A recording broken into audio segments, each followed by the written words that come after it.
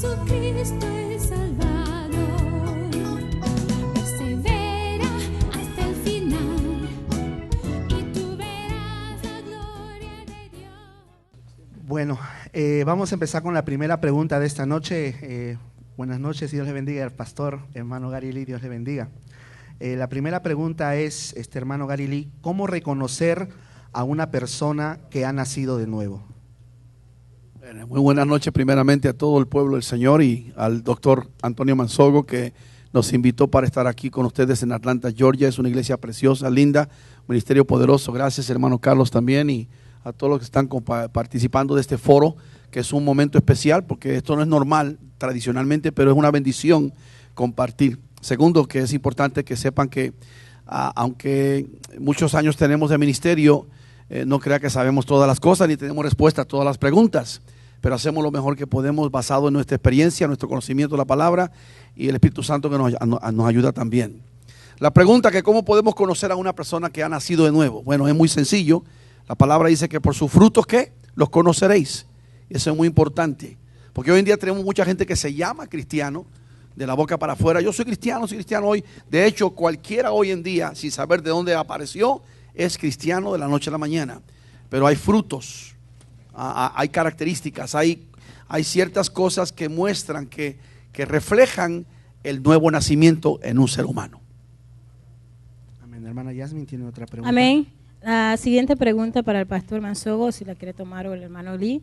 Dice que ¿por qué dijo Jesús que el más pequeño será más grande que Juan el Bautista en el reino de Dios? Bueno, muchísimas gracias también. Agradecerles a todos por su preciosa presencia aquí en esta tarde. Aunque pensaba que todas las preguntas las iban a dar a Gary Lee y que yo solamente iba a acompañar aquí. Pero en todo caso trataré de contestar y acompañarle con respecto a las preguntas. Es una pregunta pues muy importante. La respuesta no solamente Jesucristo lo dio en palabras, sino lo hizo también con sus hechos. Porque siendo a Dios, como dice la palabra de Dios, en ningún momento no se estimó ser igual a Dios, sino que se humilló a lo sumo. Y durante sus enseñanzas siempre Él dice que el que quiera ser grande en el reino de los cielos tendrá que ser menor aquí en la tierra. Y de hecho cuando vemos su ministerio aquí en la faz de la tierra, nos damos cuenta que Él pudo haber nacido y tomar posiciones de un estatus social más alto, ser un rey. Pero sin embargo Él escogió el oficio de carpintero, el oficio aquel entonces más humilde, un oficio donde se usaban las manos, se usaba mucha fuerza, se servía, se trabajaba, se sudaba. Prácticamente Él fue ejemplo en ese sentido. Entonces Dios está esperando en nosotros, no solamente a nivel, digamos, de oficio, sino a nivel de nuestra personalidad, aprender siempre a servir. Porque el que sirve, sirve para Dios. Y de hecho por eso tenemos a la gente que sirve al Señor, se le considera como siervos. Así que el que quiera servir al Señor tendrá que considerarse siempre menor y no sentirse verdad como cabeza de todos. Amén. La siguiente pregunta va para, o el hermano Gary quiere añadir algo a la respuesta del pastor. Fue una respuesta perfecta. Ok, entonces pasamos a la siguiente pregunta.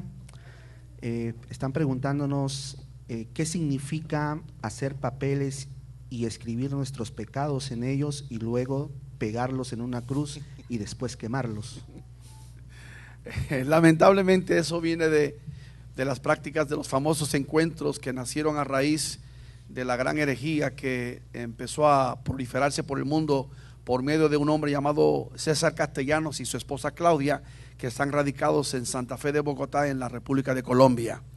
En los últimos 20 años, desafortunadamente, el programa del G12, gobierno de 12, y es bíblico que 12 representa gobierno, pero ellos tomaron este sistema, hicieron unos manuales, lo manipularon desde la perspectiva o el ángulo católico romano y le mezclaron con hechicería y brujería y otras prácticas que son literalmente antibíblicas, y a raíz de todo eso lo que ha causado es confusión, destrucción y división en muchas iglesias por todo el mundo. Y en los famosos encuentros, muchas veces lo que celebran ellos en los ritos estos es que tienen a la gente que escriben sus pecados en papelitos, tienen una cruz y ponen los papelitos en la cruz, y luego cuando la gente está con los ojos cerrados, entonces ellos les cambian los papelitos por versículos bíblicos. Esto es un rito, esto es brujería, hechicería, esto no es bíblico, no es nada que ver con la escritura. Nosotros sabemos que escrituralmente nuestros pecados han sido limpios por medio de la sangre de nuestro Señor Jesucristo.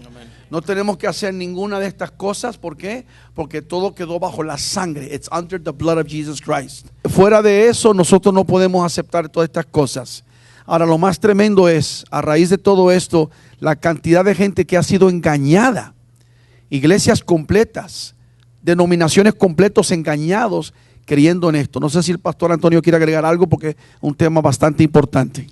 Bueno, yo creo que hizo una buena síntesis, una buena hipnosis con respecto a la experiencia de Jerose, que ha sido una experiencia bastante amarga. La gente que pudo experimentar ¿verdad? Esas prácticas. De hecho, hay familias enteras que han sido divididas, hay matrimonios que han sido divorciados. Hemos visto parejas o mujeres que le son más fieles a los encuentros, a la visión de los Jerose y abandonar completamente su familia. Lo que sí hay que decirles que es muy importante que aunque César Castellano en su libro, él habla que él tuvo una revelación, pero sin embargo la historia reconoce que fue César Balaguer, un español, un jesuita católico, que tuvo esa visión en el siglo XVIII y lo escribió. Pero lamentablemente, como muchas veces nuestro pueblo no investiga, rápidamente le presta más atención a las visiones, a los sueños, y no hace un análisis, una investigación histórica o muy bien analítica, rápidamente se lanzan. O sea, prácticamente lo que hizo César Castellanos es tomar la visión o el sueño o la revelación que tuvo el católico Balaguer. ¿Me están entendiendo? Y a raíz de esto, pues mira, trajo la misma visión. Prácticamente eso nace directamente dentro del movimiento jesuita de la Iglesia Católica Romana. Y los resultados, como vemos hoy día, hay más herejía, hay amor al dinero, hay vanagloria, hay una competición de quién tiene más, y todo eso no profiere del Padre, sino profiere directamente del infierno. Amén. Y agregando a lo que dijo, aportando el pastor Antonio Mansogo, también yo personalmente tuve una experiencia hace unos 2 años con una mujer que se convirtió a Cristo escuchando un mensaje nuestro que se titula 10 razones para renunciar al catolicismo romano. Está en YouTube. Y yo la conocí en Los Ángeles, California. Y dice ella que tenía tiempo escuchando la palabra, mensajes, y se resistía a entregarse al Señor. Ella era una de las grandes líderes de la diócesis de la Iglesia Católica de Los Ángeles, California. Una mujer de origen de El Salvador. Y ella se convirtió escuchando esa palabra. Cuando vino conmigo me confesó que hace como 25 años atrás llegaron a la diócesis de Los Ángeles César y Claudia Castellanos de Bogotá, Colombia. Ella me dice, yo me acuerdo de esa gente que vinieron a estudiar los famosos retiros católicos que la Iglesia Católica tiene celebrando más de 50, 60 años. Entonces ellos vinieron a tomar el sistema católico, lo ajustaron, lo adaptaron, le agregaron, y ese es el sistema que estamos hablando, que se llaman hoy los encuentros. Lo hicieron un poquito evangélico, ¿no? Un poquito pentecostal así, pero más bien es un programa completamente del diablo. Yo siempre he dicho esto, que las cosas que son de Dios bendicen, unen y son confirmadas por el Espíritu Santo. No dividen, no destruyen y no confunden al pueblo del Señor, jamás. Y todo esto lo que ha hecho es confundir, dividir y destruir la iglesia del Señor Jesucristo. Amén. La siguiente pregunta dice que el rapto y la segunda venida de Cristo son lo mismo o dos hechos diferentes. Bueno, prácticamente son 2 hechos, uno antecede al otro. Ciertamente en el rapto de la iglesia es el que sube. El Espíritu Santo nos presenta a Jesucristo y Jesucristo nos lleva al cielo. Ahora su segunda venida lo encontramos en el libro de Apocalipsis, en el capítulo 19, cuando Él defiende justamente con todas las tropas, donde el anticristo y el falso profeta son lanzados, son los que inauguran lo que es el lago de fuego, y el Satanás pues es puesto en la cárcel por un periodo de 1000 años. Pero ahí Jesucristo viene. O sea, la primera vez no toca la tierra, se queda en las nubes para recibir a la iglesia. Eso es el rapto. Pero en su segunda venida viene ya a derrotar a los ejércitos del anticristo, y sucesivamente tendremos lo que se conoce como el Armagedón, la batalla del Armagedón, donde Él viene a tomar dominio. Así que no es la misma cosa, son dos cosas. Gracias, pastor. Bueno, Carlos. Sí, hermano Gary Lee, preguntan cuál es su opinión sobre la aprobación hace unos meses atrás del matrimonio gay homosexual aquí en Estados Unidos. Bueno, más que mi opinión, ¿qué dice la palabra del Señor? La Corte Suprema, 5 a favor, en contra, determinaron que los matrimonios homosexuales se pueden casar ya en los 50 estados de la nación americana. De hecho, la Corte Suprema solamente compone una tercera parte del gobierno americano. El gobierno americano está dividido en 3 ramas: la rama legislativa, que es el Congreso; la rama judicial, que es la Corte Suprema; y la rama ejecutiva, que es manejada por Obama y su administración de gobierno. La Corte Suprema solamente tiene el cuidado de interpretar la ley y de cuidar lo que está en la Constitución, no de hacer leyes.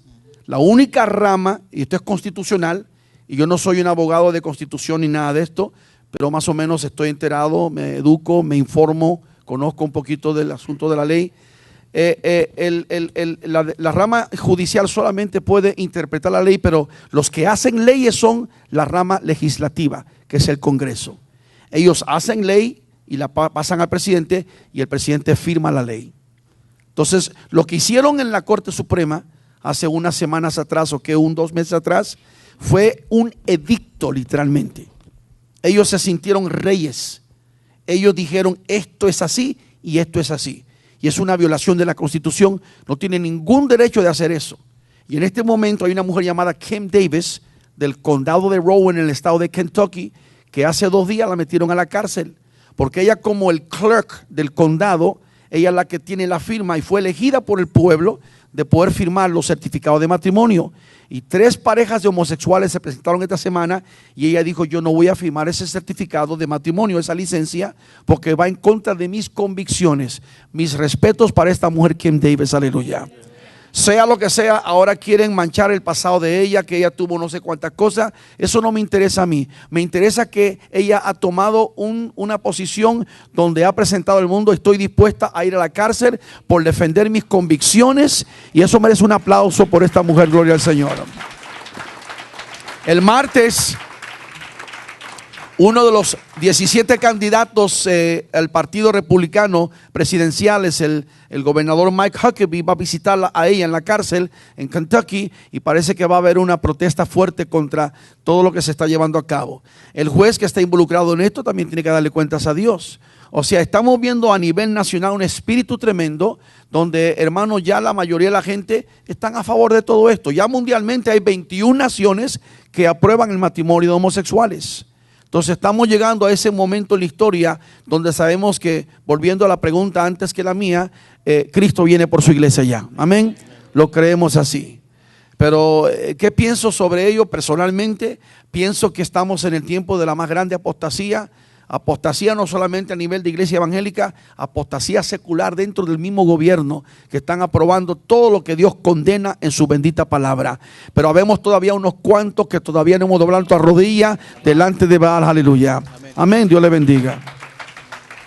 Quisiera también añadir un poco ¿verdad? A las afirmaciones del evangelista Gary Lee, y esto digamos a los hermanos que nos están escuchando en vivo y también a los pastores. En este país, hermano, existe lo que se conoce como un preferente legal o un anteferente legal. Y cuando existe un preferente legal, eso se convierte prácticamente en una práctica legal o una práctica penal o judicial. El hecho que la hermana Kim ahora mismo esté ya en la cárcel, eso significa que se convierte ya prácticamente también en una situación de una pena legal, porque hay un anteferente. ¿Qué significa esto para nuestros compañeros y hermanos y otros que están en la posición ¿verdad? En lo que es la administración pública? En cualquier momento que se niegue, automáticamente tomarán el preferente de Kim y también van a ser encarcelados. ¿Qué quiero decir con eso? Si viene ahora mismo 2 homosexuales, vienen aquí y dicen: mira, necesitamos que pastor X o B nos case.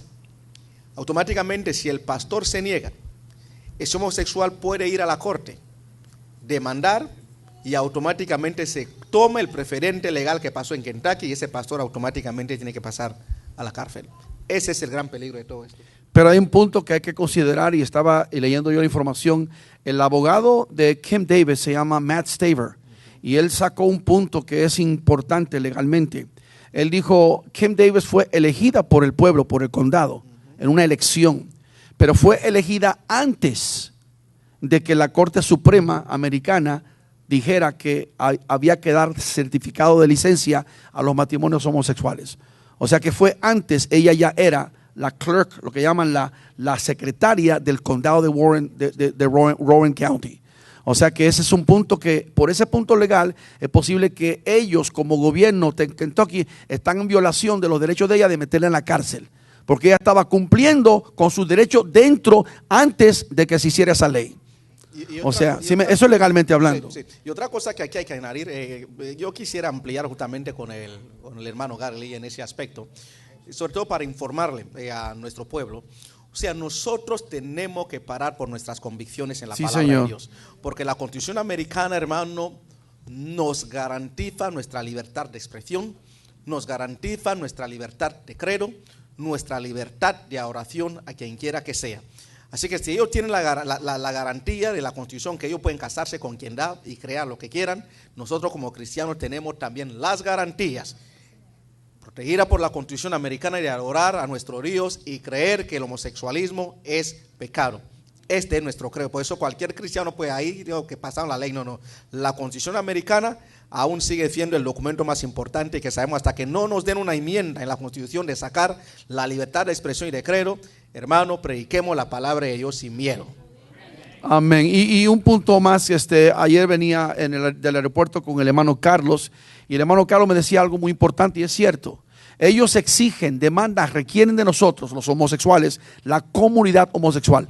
Hago un paréntesis a propósito. Los cristianos no somos homofóbicos. Amén. No traemos atragantados ni odiamos a los homosexuales. Los vemos en la misma categoría que una prostituta, un drogadicto, un adúltero, un pecador, un ateo, que cualquier persona inconversa que no conoce al Señor. Los vemos así. Para nosotros no son ni más ni menos. Necesitan la salvación del alma y a Cristo Jesús en su corazón. Entonces nosotros, si ellos quieren tener su libertad en su casa, hacer lo que quieran, ellos son libres de hacerlo dentro de las leyes americanas. Pero ahora ellos están requiriendo, demandando y exigiendo de nosotros que nosotros estemos haciendo lo que ellos quieren que hagamos por ellos, y nosotros no vamos a permitir eso. Y yo no creo que lleguemos a ese momento en Estados Unidos, porque habemos demasiados creyentes en la palabra, con principios y preceptos, que amamos al Señor, y se va a levantar una guerra tremenda en esta nación y van a tener que parar ese asunto. Amén. ¿Cuántos creen que estamos? Dijo el pastor, tenemos que defender nuestros preceptos, nuestros principios, ¿no es cierto? Amén. Y una de las razones que usted no defiende es que se queda callado. Así no se quede callado, gloria al Señor. Alaba al Señor. Amén. La pregunta es para el hermano Gary Lee, ¿cómo debe de ser un buen líder y un buen hermano en Cristo? Bueno, un buen líder y un hermano son, diferentes y igual. Pero primeramente un líder. El que ocupe una posición de liderazgo, primeramente debe ser una persona experimentada, que ha pasado por diferentes etapas en la vida, no en la iglesia. Líder debe ser siempre una persona ejemplar. Un líder que no dé ejemplo, que no esté al frente de lo que él exija o que pida, no es un buen líder. Un líder tiene que tener ciertas cualidades dentro de la palabra, la Biblia lo habla, ciertos frutos que son hermosos, que puede ellos reflejar, que los otros puedan mirarlo como un ejemplo a esa persona. Y un buen hermano, los cristianos debemos de portarnos como buenos hermanos de la fe, especialmente dentro de los que somos la familia de la fe también. Pastor, ¿quiere agregar algo? Perfecto. Perfecto. Hermana Yasmin. Amén, gracias hermano. La siguiente pregunta es esta. ¿Está bien tener amistades cercanas que son homosexuales? Ese es para el pastor Antonio Mansogo.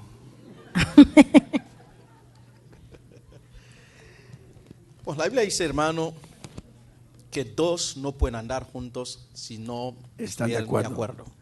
Este es un principio bíblico. Si camino con homosexuales es porque estoy de acuerdo con el estilo de vida que están llevando. Excelente. Entonces prácticamente como cristianos tenemos que apartarnos, porque lo contrario acorremos, hermano, lo que es la percepción. Y en el momento que la gente te vea caminando con un homosexual, ¿qué pasa? Van a pensar que también eres homosexual. Tenemos un dicho, ¿verdad? En español, dime con quién andas y te diré quién eres. Entonces, como buen cristiano, no andes con un homosexual. No, y la Biblia, y hay otro dicho que también dice culpable por asociación, Sí. guilty by association. Aunque la gente dice, no, yo no tengo nada que ver, pero es igual. Y tenemos que tener mucho cuidado con eso, porque los hijos de Dios, ahora, no odiamos a esa gente. Yo tengo amigos, no amigos, conocidos, vaya. Acquaintances es la palabra que se utiliza en inglés. Sí. Que es una persona con quien nosotros a veces tratamos, pero no como amigos, sino que están, por ejemplo, usted va al supermercado y lo conoce, lo ve todos los días, ahí paga la leche, o va a Walmart y lo ve, cualquier cosa de esa, ¿no? Hay gente es así, o en el trabajo suyo, o en la escuela, no son amigos, tienen un estilo de vida diferente al nuestro. Somos amables, corteses, educados, respetuosos con ellos. Good afternoon, buenos días, buenas tardes, how are you? The sun is nice today. Pero fuera de ahí, no hay relación con nosotros. Amén. La siguiente pregunta es, si la primera creación de Dios fue Adán y Eva, y después que ellos salieron expulsados del paraíso, engendraron a Caín y Abel, ¿de dónde apareció la mujer de Caín?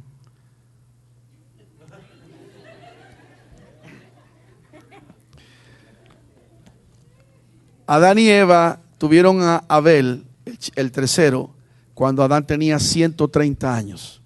130 años. En esos 130 años tuvieron Adán y Eva muchos hijos. Y los hijos de ellos tuvieron otros hijos. La Biblia no te dice todo lo que hay de hijos y hijos. Pero la tierra se sobrepobló. Entonces, ¿cómo es posible? ¿Qué creen la gente? ¿Que va a haber unos marcianos allá que aparecieron con Caín? No. Tiene que haber sido una de las hermanas de él. No hay de otra. Eso es lo más correcto. No es una especulación, simplemente es un resultado. That's where it ends up. Eso es lo que creemos. Así es. Todo el mundo salió de Adán y Eva, punto. Incluyéndote a ti y a mí. Sencillo eso. Amén. Pastor, ¿usted quiere agregar algo? Perfecto, como lo dijo él. Hermana Yasmin. Gloria a Dios. Pastor Antonio, ¿en el cielo tendremos memoria de lo que hemos vivido en la tierra o recordaremos a nuestros familiares? Bueno, la Biblia dice que una vez que uno muerto ya no tiene memoria de lo que se hace aquí en la tierra. Y muchas veces se ha dado esa explicación en base de que si en el cielo dice que no habrá llanto, no habrá tristeza, y que imagínense que estemos en el cielo y pensemos, hermano, que un familiar que estaba buscando no llegó, entonces la gente estaría llorando. Ahora no sabemos cuál van a ser los mecanismos y cuál van a ser los atributos o las funciones específicas de ese cuerpo glorificado. La Biblia nos da, hermano, con lujo de detalle cuáles van a ser las cualidades, pero creemos que ciertamente no tendremos memoria. Sencillamente, ¿por qué? Porque uno no puede estar ahí y seguir pensando aquí en la tierra. Hay una separación y hemos tomado un cuerpo completamente diferente al cuerpo biológico, al cuerpo que era polvo, y hemos tomado un cuerpo prácticamente glorificado. Mano Gary. Estoy de acuerdo 100% con lo que dijo el pastor, solamente con un poquito de agregándole nada más, que acuérdense que la palabra dice que Él enjugará toda lágrima. O sea que todo dolor, toda angustia, todo se acabará. Sí. Pero en los seres especialmente queridos que nosotros conocimos acá, que estemos allá, entiendo que los vamos a conocer, vamos a saber quiénes eran, pero nuestro sentimiento hacia ellos no va a ser el mismo. Por ejemplo, usted y su esposa se aman 60 años acá, están allá en el cielo, ya no va a ser el sentimiento como su esposa, va a ser como parte de la familia del Señor allá arriba. Amén. Con usted. O sea, en esa parte, ¿sí me entiende usted? Sí. Todos vamos a ser amados igual, de la misma manera, pero igual. Amén. Bueno, esta es una pregunta, creo que todos sabemos la respuesta, pero se la voy a formular. ¿Cuál es la gran Babilonia que habla el Apocalipsis 18? La gran Babilonia. A ver, ¿dónde estará esa mujer? Esa bandida, hija del diablo. A ver, la palabra de Dios, creo que en capítulo 17, Revelación. Está hablando de la madre de las abominaciones de la tierra. Sí. la que se ha embriagado con la sangre de los mártires de Jesús, la que está sobre las 7 lomas en Roma, Italia. A ver, ¿será la que por 1700 años se ha metido hasta con los reyes de la tierra y han fornicado con el mundo entero? ¿Será la que está al frente de ella un hombre llamado Jorge Mario Bergoglio, viejo rabo verde, sinvergüenza, que come pollo de Argentina? Sí, es la Iglesia Católica Romana Apostólica. Dios le bendiga. Amén, hermana Yasmin. Gloria a Dios. Pastor Antonio, ¿es verdad de la existencia de los extraterrestres? Bueno, vamos a contestar esta pregunta. Considerando que esto lo están grabando y al grabarlo, pues tendremos repercusión, gente, que tenga, ¿verdad? Muchas interpretaciones y con un vasto conocimiento en muchos aspectos. Lo que tendríamos que ir primero es, hermano, a la palabra extraterrestre.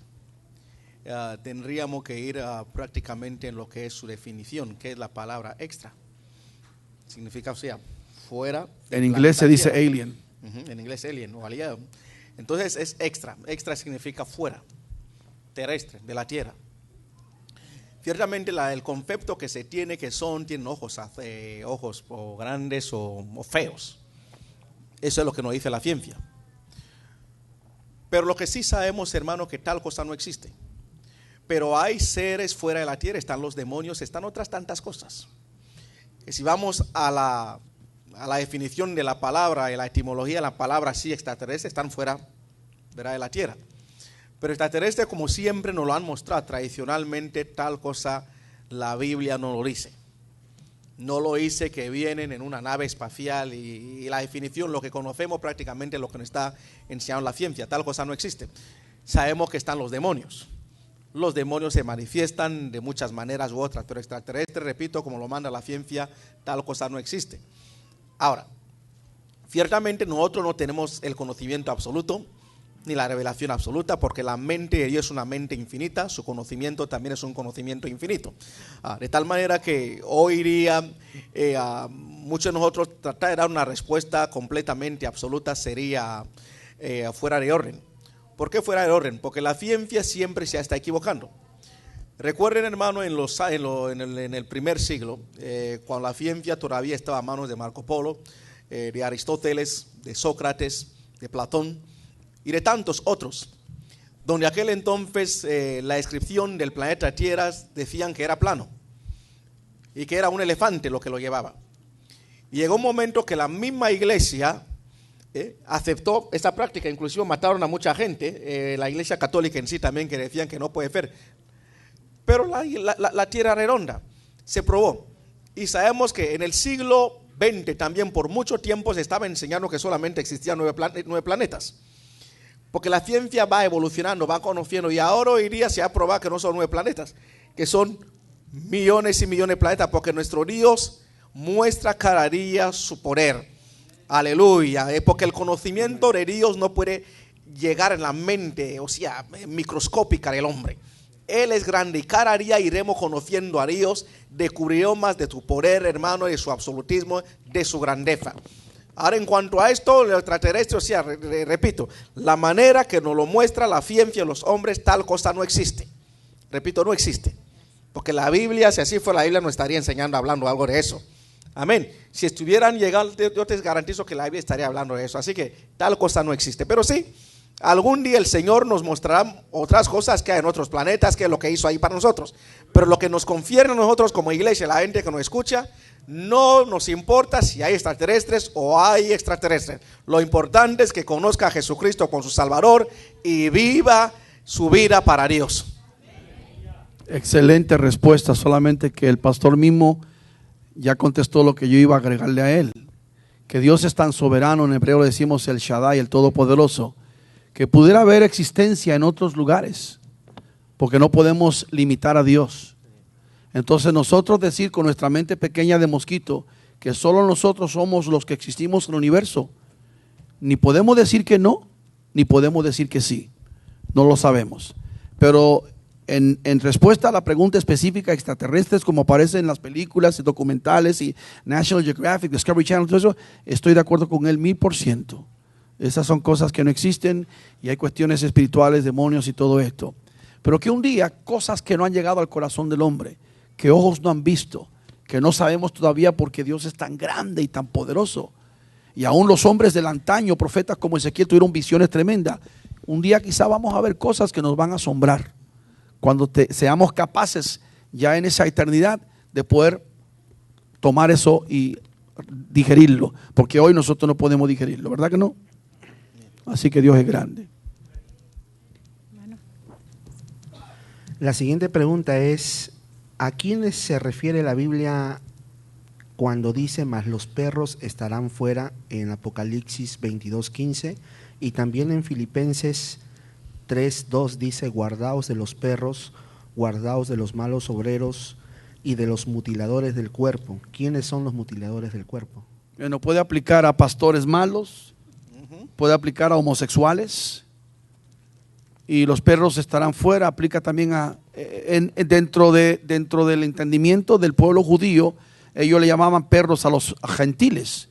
Incluso, por ejemplo, yo desde que nací en la sinagoga judío pequeño, me acuerdo que mi tío oraba, y la oración de los judíos por mucho tiempo, y todavía algunos judíos, los bien ortodoxos, que son bien celosos, que son como casi una secta, los hasídicos, ellos están orando 3 cosas al día. Señor, gracias, porque fíjate que es tremendo esto, para que si usted conozca esto. 3 cosas el judío da gracias a Dios. Señor, gracias porque soy judío. Gracias porque no soy homosexual. Y gracias porque no soy gentil. Esto es triste, porque esto parece hasta racismo, ¿no es cierto? Esto cómo deja ver los gentiles. Por eso una de las palabras más poderosas fue la que el Señor trajo cuando dijo, a los suyos vino y los suyos no le recibieron. Mas a todos los que ¿qué? Le recibieran, les dio el poder de ser llamados ¿qué? Hijos de Dios. Y además, ya que estamos en Cristo Jesús, sabemos que todos por la fe hemos sido injertados al tronco. Y todos bajo la sangre de Cristo somos una sola familia en el Señor. Amén. Pero puede aplicar de la mente judía, puede ser gentiles, pero yo más bien me tiro que son malos obreros, predicadores malos. Son predicadores malos. Y eso hay demasiados hoy en día. Por ejemplo, en este caso, podemos decir que Guillermo Maldonado, Cash Luna, Ronnie Chávez, estos son perros, espiritualmente hablando. Y otro aspecto, hay que mirar el contexto también de una manera gramatical. Cuando está hablando de perros ahí, y como digo el hermano, malos obreros, es lo que se conoce en la gramática como una cópula. Después el complemento directo, pues está dando sinónimos a lo que quiere decir, y ahí ya no está explicando que son malos obreros. Amén, hermana Yasmin. Amén. Considero esta pregunta para ambos. Permítame pastores. tantito. Amén. Acuérdese bien lo que dijo Pedro, según de Pedro 2:20, algo así, que el perro vuelve al vómito. Así que está aplicando, también puede aplicar a gentes que conocieron al Señor y volvieron atrás. Son perros. O sea que aplica a malos obreros, como dice el pastor, y aplica a descarriados también. Perfecto, siga. Amén. La pregunta, me gustaría que ambos, el pastor Antonio y el hermano Gary, contestaran esta. ¿Es bueno dar el diezmo? ¿Es qué? Si es bueno dar el diezmo. Por supuesto que es bueno. Aunque si usted me hace una pregunta sobre qué es el diezmo, tendríamos que entrar en un largo estudio de la mayordomía de Dios, que muchos no la practican. Sí.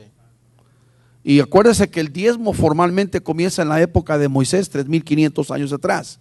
Pero 500 años antes ya Abraham diezmaba. Y la palabra lo dice, que llevaba los diezmos a Melquisedec, que fue sacerdote de Salem, que después se convierte en Jerusalén. Y Melquisedec, de eso no se sabe casi nada de él, no hay mucha referencia. Sabemos que representa a Dios. 10% no es nada. Dios no necesita nuestro dinero, pero simplemente es un gesto, una acción de parte de nosotros, que Dios está mirando, que estamos dispuestos a darle algo de lo tanto que nos ha dado a nosotros Él. Y hablando de ese tema, quiero hacer hincapié, porque es muy importante, que si ustedes se llaman cristianos, los que me están viendo por televisión, los que están escuchando por la radio, los que están aquí en este auditorio, ustedes en este foro se llaman cristianos y ustedes no están practicando el dar diezmo al Señor, ustedes están fallando grandemente al Señor. Yo no digo que ustedes se van al infierno, porque la salvación no depende de dar o no dar diezmo. En eso soy muy consciente, porque no voy a ser un legalista en ese aspecto. Pero usted se pierde de una gran bendición de parte del Señor. Y es muy peligroso en el área que usted está tocando. ¿Por qué? Porque usted está actuando como una persona que está minimizando la bendición del Señor y está siendo como un ingrato ante las tantas bendiciones que Dios nos ha entregado a nosotros. Y lamentablemente yo sé que ha habido un abuso grande con el dinero. Hermano, yo sé que hay muchos que nada más eso hacen, como por ejemplo los llamados falsos pactos, que es una herejía, o los que piden en televisión diciendo, si tú das tanto, en 24 horas viene un milagro. Eso es mentira del diablo, ¿me entiendes? Dios no pone conectando la sanidad ni con el milagro, la salvación, con el dinero. Nosotros tenemos que separar esos temas completamente, pero dar a Dios es una bendición, es un privilegio.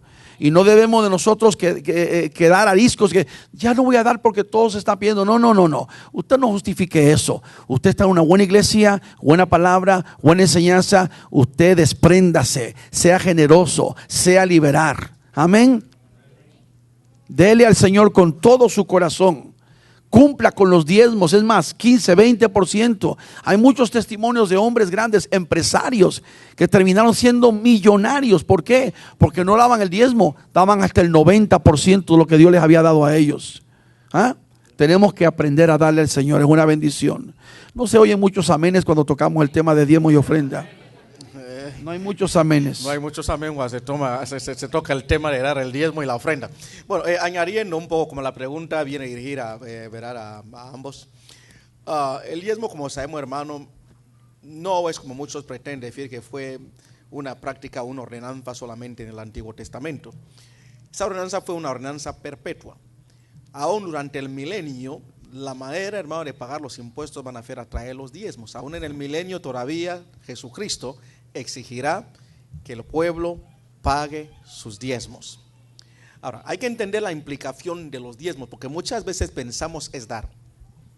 Pero mira, hermano, cómo se mueve el mundo. El mundo siempre se ha movido abajo de un intercambio, abajo de trueques, abajo, hermano, de siempre llevar a cabo en financiar ideologías, agendas, etcétera, etcétera. Cuando miramos, el pueblo de Israel fue un pueblo que prácticamente nació de los lomos del mismo Dios. Dios nació en el corazón de Dios. Y el pueblo de Israel no nació, hermano, en una bolita en los cielos. Nació en un mundo donde existían otros pueblos. Es un pueblo, hermano, que tenía que tener su propia economía. Y si hay que decirlo así, hasta una economía de mercado, porque ellos no eran comunistas. Y dentro de una economía de mercado muchas veces hay que pagar impuestos para seguir sufragando lo que es la educación, las viudas, los necesitados, la infraestructura, etcétera, etcétera. E Israel, hermano, se movió para sufragar todo su comercio, todo su desarrollo social, económico a base de los diezmos. Y lo mismo la iglesia es un gobierno, la iglesia es una organización, la iglesia es una institución, hermano, que se está moviendo en sociedades donde hay que pagarlo todo. Imagínense, hermanos, si la iglesia no recibiera ofrenda y diezmos, ¿cómo pagaríamos los gastos de la obra?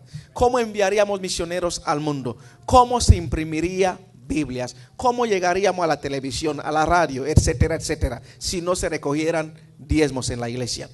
Lamentable, muchas veces la gente que se oponen a los diezmos, y yo por experiencia, pastor, hermano Gary me he dado cuenta, son aquellos televangelistas, son aquellos individuos que no tienen ni una cuenta que pagar. No tienen, hermano, ninguna iglesia. Son aquellos que fácilmente con el teléfono en YouTube graba un estudio, echa el veneno porque no tienen ni un compromiso con Dios ni con la sociedad. Pero entendemos que es a través de los diezmos y las ofrendas que se mueve siempre la obra del Señor. Hoy día, hermano, ¿por qué se escasea misioneros en el mundo? Sencillamente, hermano, porque muchas veces la iglesia ya no está diezmando. Porque si miramos, hermano, lo que fue el panorama espiritual y misionero en los siglos 18, 19, vimos una invasión de misioneros en todo el mundo. Pero cuando miras las iglesias hoy día, ¿qué iglesia está mandando misioneros en el mundo? Casi nadie. Casi nadie ya. Entonces nos preguntaba por qué el mundo, hermano, no conoce el evangelio. ¿Por qué no se predica? ¿Por qué? Porque las iglesias ya no están en los negocios de preparar a los misioneros y enviarlos. Otros sencillamente porque no tienen las finanzas de pagarle la casa al pastor, de estar pagándole mensualmente porque el dinero no está ahí. Pero yo te garantizo, si el diezmo regresara nuevamente en la iglesia, como debería hacer, porque ahora mismo las estadísticas dicen que solamente el 20 y el 15% de los miembros de la iglesia están diezmando. Lo que significa que ¿qué pasa con el 80%? Es un 80%, hermano, que está en una iglesia calentando, desobediente a Dios, y por ende la maldición, porque Dios también dice que Él maldice a aquel que no paga los diezmos. Y de hecho por eso tenemos una guerra en la iglesia hoy día. Hay división, hay peleas, hay desobediencia, porque esa maldición trae consigo todos los demás aspectos espirituales negativos para una congregación. Y considere que Jesús mismo tenía a un tesorero. Jesús mismo tenía una tesorería, su ministerio. Que muchos dicen, no, que Jesús no andaba con eso. ¿Cómo que no? Judas resultó ser el traidor, pero él manejaba la tesorería. O sea que en las campañas, en los eventos, en las reuniones de Jesús se recogía ¿qué? Escuche, no se oye. Dinero. Por favor. Si esto ha sido toda la historia, como dice el pastor. Pero cuando yo me convertí 43 años atrás, la iglesia, la mayoría diezmaba. Todos era, lo primero que uno sacaba era el 10%, vámonos. Es lo último que hacemos, la gente ya no le interesa. Que mucha gente muy cómoda criando ampollas en las sentaderas, calentando banca. No, a mí qué me importa. Y cuando llega la hora de la ofrenda y el diezmo, se van al baño, se ponen a orar. Y te digo de nuevo, como dije hace un momento, no hay muchos amenes. Amén. Hermano Carlos dijo amén por si acaso. La siguiente pregunta es: cuando la iglesia sea arrebatada, ¿el Espíritu Santo también será quitado de la tierra? Si la respuesta es sí, entonces ¿cómo la gente aceptará a Jesucristo en su corazón, siendo que el Espíritu Santo es el que redarguye el corazón del hombre? ¿Para quién es la pregunta? Para usted. Ok, la respuesta es sí y no, porque hay un debate en ese asunto, hay polémica. Y la verdad es que no sé cuál es la posición de mi gran amigo el doctor Antonio Mansogo, pero mi posición es que cuando la iglesia sea levantada, se levante el Espíritu Santo. Pero también he considerado y he tenido dudas, porque sí es cierto que el Espíritu Santo tiene que estar aquí para fortalecer a los que van a vencer en esa tribulación. Pero es debatible eso. Sí, hay una polémica fuerte. Lo que vamos muchas veces en la reina del debate en cuanto si su ausencia va a ser una ausencia absoluta, ese es el punto de debate. Sencillamente porque tomamos lo que es la característica de Dios. Dios es omnipresente. Ahora, para cuestiones dispensacionales del fiere, de la dispensación de la gracia, los tratos no van a ser lo mismo, son tratos completamente que cambian. Pero sin embargo el Espíritu Santo, al ser Dios, todavía está aquí, porque Dios está ¿dónde? En todas las partes. Exactamente. Entonces de tal manera que el Espíritu Santo no puede ausentarse en ninguna parte porque sigue siendo Dios. Pero los tratos dispensacionales de la gracia se acaban. Ese es el punto, y acabarse se inicia más bien un periodo de transición milenial, que muchos teólogos lo que consideran es que será un trato directamente para los judíos, que el tiempo de los gentiles con el rapto de la iglesia se acabó y Dios regresa a su corazón nuevamente para tratar con Israel, que por más de 2000 años siempre le rechazó, nunca quiso reconocerle como Mesías. Y el Señor que prometió a su siervo Abraham que esta nación lo recogería, lo salvaría, no lo sacarían de ahí, y durante ese periodo, como dice, creo que es Zacarías, que toda Israel se convertirá, sí, reconocerá que Jesucristo es Dios, e inclusive los 144,000 para ellos obrar los milagros que van a hacer.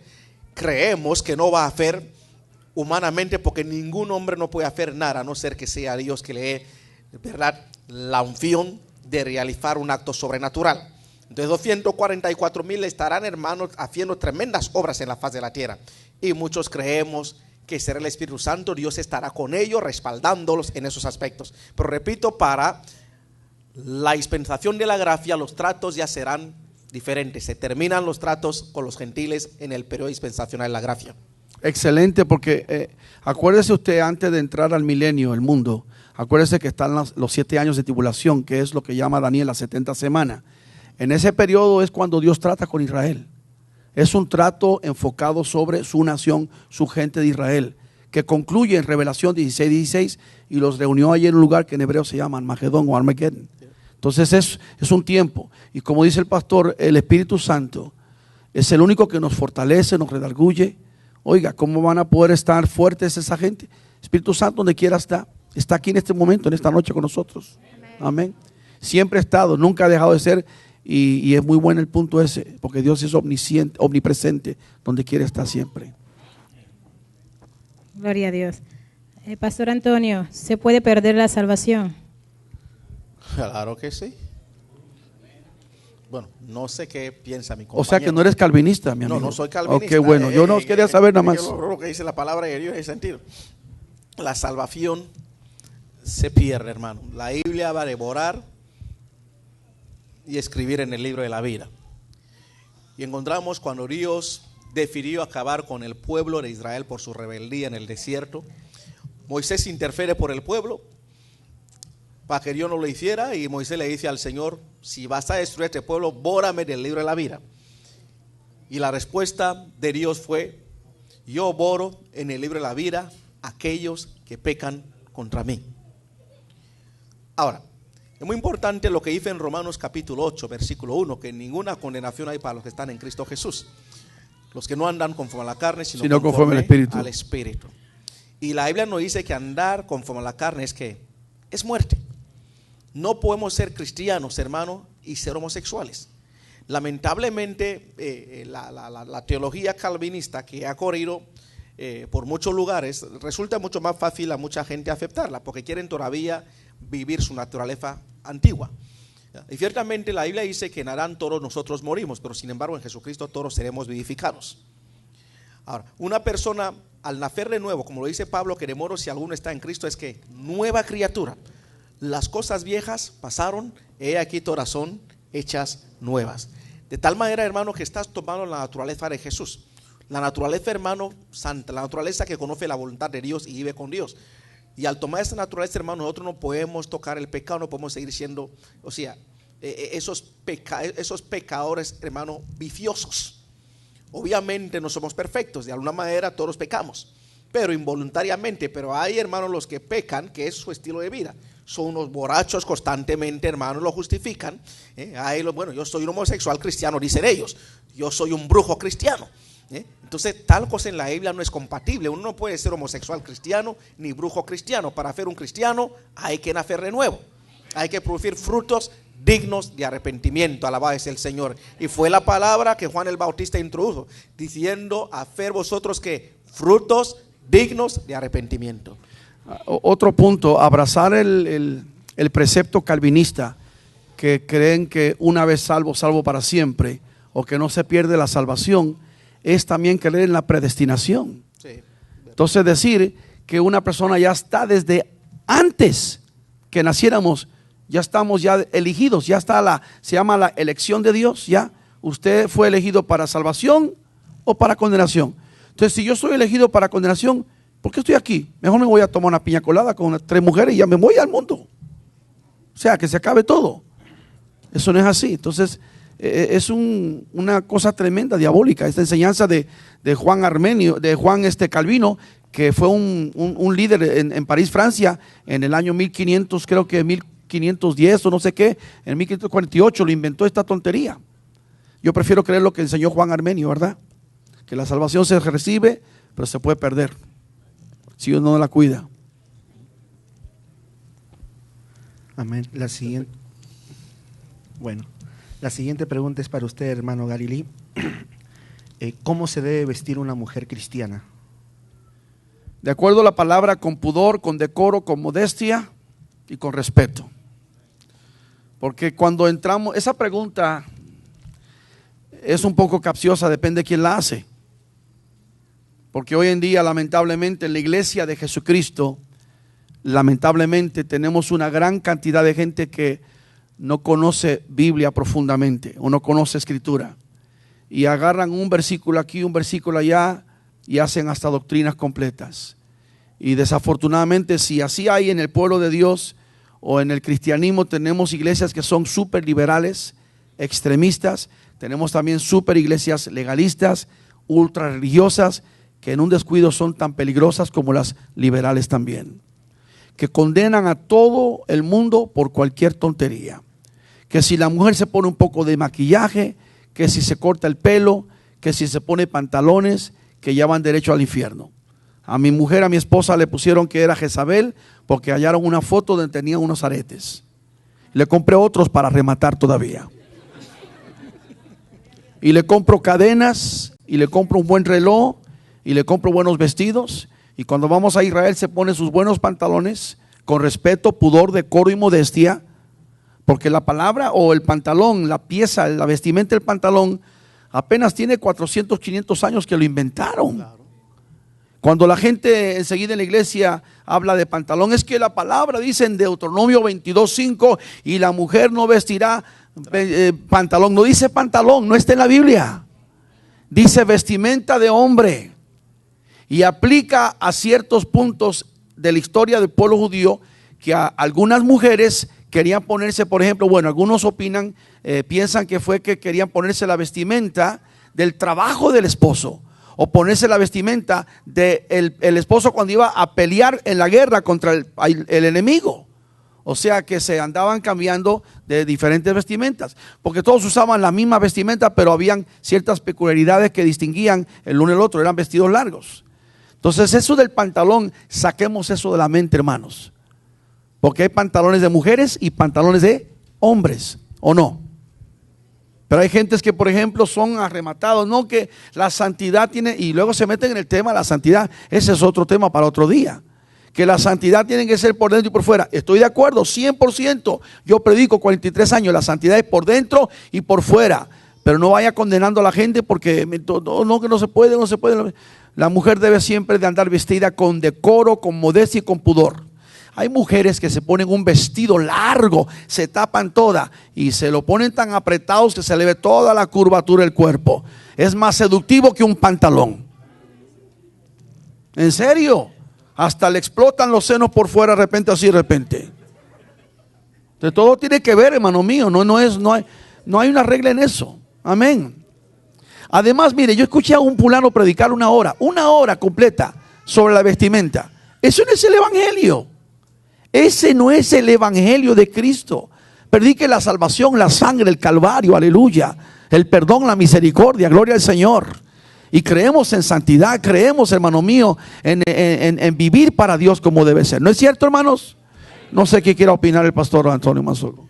Bueno, estamos prácticamente de acuerdo y lamentablemente creo que se ha establecido una línea divisoria entre la iglesia, de tal manera que hay prácticamente una guerra interiglesia en todos los lados. Ahora, lo primero que tenemos que conocer, hermano, nosotros estamos hablando a un pueblo latinoamericano, es tener un punto de partida del evangelio. Ese punto de partida siempre ha sido Oriente Medio y el norte de África, de donde viene el evangelio. Y muchas veces, como lo he repetido en este lugar, conozcamos un poco la antropología de esos lugares para entender. Estamos hablando, hermano, de una escritura que se escribió, hermano, cerca de unos 5,000 años atrás, hablando de la situación, ¿verdad?, de Moisés. Y lamentablemente cuando nosotros no conocemos la antropología, porque cuando vas a Israel, estoy hablando en esos tiempos y aún, son las culturas mucho más conservadoras, son culturas, hermano, que resisten a cualquier tipo de innovación, sea cultural, hermano, sea tradicional, lo que sea, no aceptan nada en esos lugares. Ahora, el evangelista Gary dijo algo muy importante. Hay cierta evolución en cuanto a la vestimenta. Y hablaba de la historia, siempre fue túnicas lo que se vistieron, hasta los reyes. El pantalón, hermano, viene de Inglaterra. ¿Y quién inventó un pantalón? Fue un general inglés quien inventó un pantalón. Porque sencillamente con las sotanas o con las túnicas, los soldados fácilmente se caían en los caballos. Y para subir también les era difícil. Y es el primero que separó y cosió un pantalón. De ahí vino un pantalón. No vino, hermano, de un profeta, de un evangelista y de un apóstol. Vino de un general inglés. Y de hecho, cuando miramos la iglesia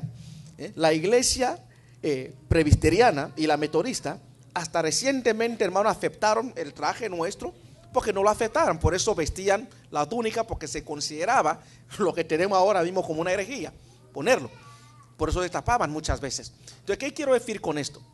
Hay cosas que son mucho más importantes, que tienen un propósito eterno, hermano, que no tiene que afectar nuestra salvación. Perfecto. Entonces, cuando la iglesia entra en unos debates, hermano, de ropa y de pantalón, etcétera, ahora el Espíritu Santo ciertamente nos da convicción y revelación cómo debemos andar, cómo debemos vestirnos. Alabado es el Señor. Pero porque pensar, como dice el hermano, porque ahí lo que se ha hecho doctrina, que la mujer que se pone el pantalón pues se va al infierno. Yo le digo que es la blasfemia más fuerte que hay contra el Espíritu Santo, porque nada puede sustituir el poder de la sangre de Jesucristo en la cruz del Calvario. Aleluya. Que es lo único que nos salva a todos nosotros. Antonio, yo conocí una iglesia en Puerto Rico que a mí me sacó de onda, como dicen en México, que iba subiendo al templo y arriba había un letrero grande afuera que decía: mujeres con pantalones no entren. Yo quisiera que alguien yo desafío al pueblo que me busque en la Biblia donde la mujer no debe usar pantalón.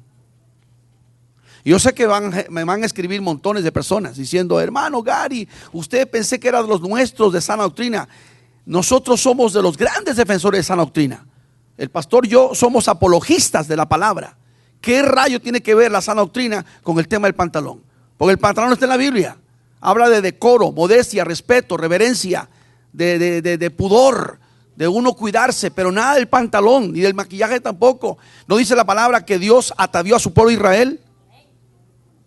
Y que cuando Moisés pedía ofrendas traían zarcillos y aretes y tenían todos, hermano, cantidades tremendas, montañas de oro. No estoy diciendo que la iglesia lo haga. Mi punto es que, como decía el pastor, hablemos de la sangre, el Calvario, del mensaje del Evangelio. Y un ministro, como una iglesia como esta, no, con pantalones mujeres no pueden entrar aquí. Eso es impedir que entre la gente y se convierta al Señor. Eso es peligroso, eso es terrible. Y hay mucha gente, nada más están en Facebook y están en YouTube y están en internet condenando a medio mundo. Es más, hay iglesias tan extremistas que rayan en el legalismo diabólico, y perdónenme, son legalistas. Es más, no me perdone, no tengo por qué pedir disculpas. Son legalistas diabólicamente hablando, que si un hombre se deja el bigote ya está en pecado.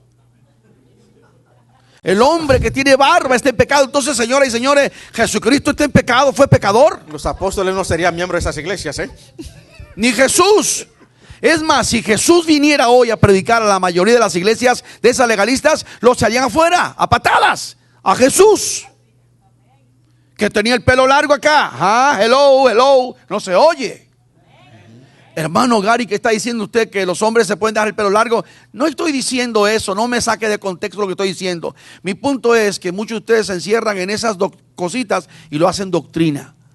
Y hay pastores que nada más a eso se dedican, a andar con unas reglas midiendo el largo del pelo de tanto la mujer como del hombre.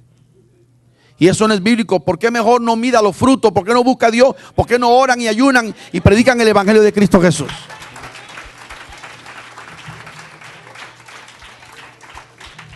Amén. Pastor Antonio, ¿cómo puede un joven cristiano crecer espiritualmente? ¿Cómo puede? En primer lugar, hermano, no existe un formato de A, B, F, D, E.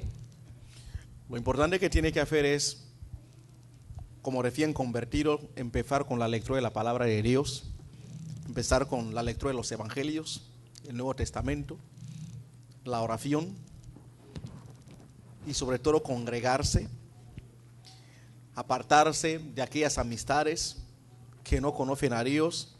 Ese joven que ahora se una a los otros jóvenes de la iglesia que son cristianos, que no le van a llevar a una discoteca, que no le van a llevar a beber, sino más bien le va a decir: vamos a la iglesia, tenemos un ayuno, vamos a ir al parque hoy, vamos a ir a evangelizar. Lo que tiene que hacer prácticamente es cambiar de panorama, cambiar de territorio, unirse a la gente que también le van a ayudar a crecer. Porque uno de los problemas que suele pasar es que uno se convierte, pero sin embargo arrastra todavía a aquella gente, hermano, que lo que hace es recordarle. Hay algo en la palabra de Dios que date cuenta de Jesucristo, cada vez que alguien se convertía, le cambiaba de ciudad, hasta le cambiaba de nombre, le cambiaba de identidad. Entonces, cuando alguien viene al Señor como joven que es, repito, empieza a leer la palabra de Dios, congrégate. Ya no ande con jóvenes mundanos que andan con pantalones debajo de las nalgas, que andan con afro, con el peine que da arriba. No, empiece a buscar modelos en la iglesia, camine con ellos. Ellos te van a hablar, te van a enseñar. O sea, pregúntales cómo lo hiciste, cómo fue esto. Porque muchas veces un joven es más efectivo ayudando a otro joven que un viejo. Porque muchas veces cuando ven a nosotros dicen, no, este no tiene nada que decirme, no piensa como yo. Pero los jóvenes de la iglesia, yo creo que pueden asistirlo, ayudar, repito, leyendo la palabra de Dios, asistiendo a la iglesia, conociendo lo que es la oración, etcétera, etcétera. Amén. La pregunta es para el hermano Gary Lee. ¿Dentro de la iglesia debe disciplinarse a un hermano? ¿Sí o no? Bueno, la disciplina es bíblica 100%. Yo creo que la más fuerte disciplina viene de Dios. Pero para aspectos del pueblo, eso hay que saber en qué clase de pecado se cometió. Si es un pecado público, la disciplina tiene que ser pública. Porque la gente tiene que saber que hay una consecuencia. Toda acción tiene consecuencia, hermano. Si aún en el mundo secular uno comete una falta, una infracción, hay consecuencia. Desde una pequeña multa manejando a alta velocidad hasta una felonía que puede llevarlo a la cárcel por varios años. Espiritualmente hablando también hay consecuencias. Y la Biblia dice que la disciplina es bíblica, 100%. Habla de disciplina. Amén. Entonces yo creo que hay un proceso, un tiempo también de disciplina. Eso está a discreción del pastor, de la iglesia, de los líderes. Depende del caso. Cada caso es diferente. ¿Y cuánto tiempo puede o debe una persona estar en disciplina? No hay un tiempo sugerido, ni exacto, ni determinado en la Biblia. Eso depende de los frutos, del tiempo que el cambio que hay en el corazón de la persona. Pero disciplina hay en la Biblia, sí lo hay y es 100% aceptable. Ahora, lo que quisiera añadir, ¿verdad? Lo que dice el evangelista Gary Lee en términos de la disciplina. El propósito de la disciplina, hermanos, no es para destruir a la persona. No es para humillarla, que como sabemos que muchas veces hay alguna iglesia porque alguien pecó, se le pone la última silla de atrás y le dicen que no puede levantar la cabeza durante todo el culto, no puede ni cantar. Yo he visto eso. Y que todo tienen que mirarle ahí, humillarle. Eso no es de Dios, hermano. Ahora muchos pastores me van a decir, no, pastor, no, esto no es de Dios. O que la persona pase delante y todos le humillen y pasen ahí y otros le digan de qué se va a morir. Esto tampoco no es de Dios. Dios nos llamó, hermano, a levantar al caído, a restaurar. Dios nos llamó a sanar a aquel que viene herido. Y la iglesia sigue siendo una sala de emergencia. Alabado es el Señor. Si un hermano cae, nosotros, mira, si un hermano cae, no es la función de la iglesia darle el tiro de gracia. Es la función de la iglesia, hermano, sanar sus heridas y levantarlo. Esa es la disciplina que la iglesia da. Mientras no tenga esos frutos, claro, no va a ministrar, no va a participar, pero siempre mostrándole el amor, el cariño.